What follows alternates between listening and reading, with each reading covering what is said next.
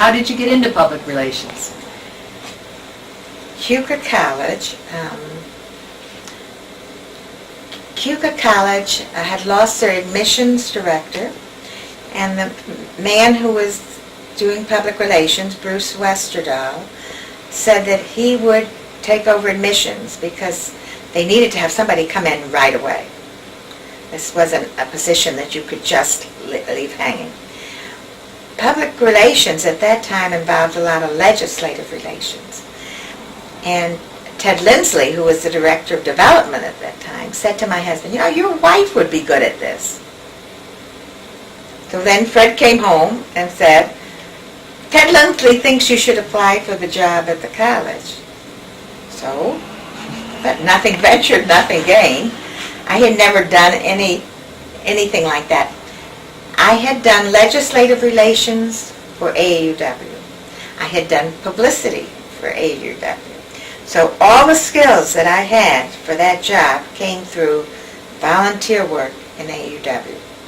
I think that's one reason why AAUW is so near and dear to my heart, because it helped me develop so many skills that I used. Public speaking skills. I had never done anything like that.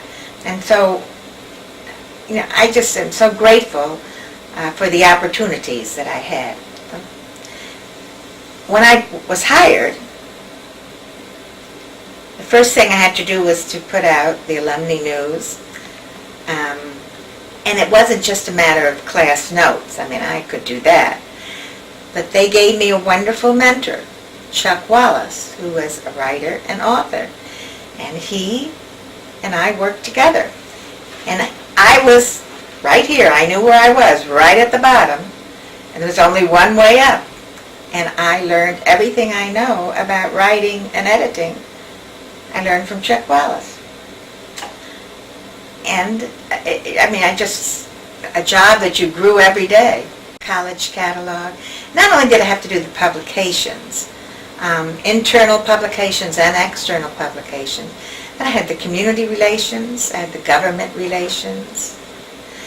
And it was a one-person office with this wonderful secretary who was the great-grandchild of the man who built this house. And she was an excellent secretary. So between the two of us, and then, you know, I had other secretaries following, but we managed to get everything that needed to be done. And then the opportunity to go to work at NTID came up, and by that time I had started to lose my hearing.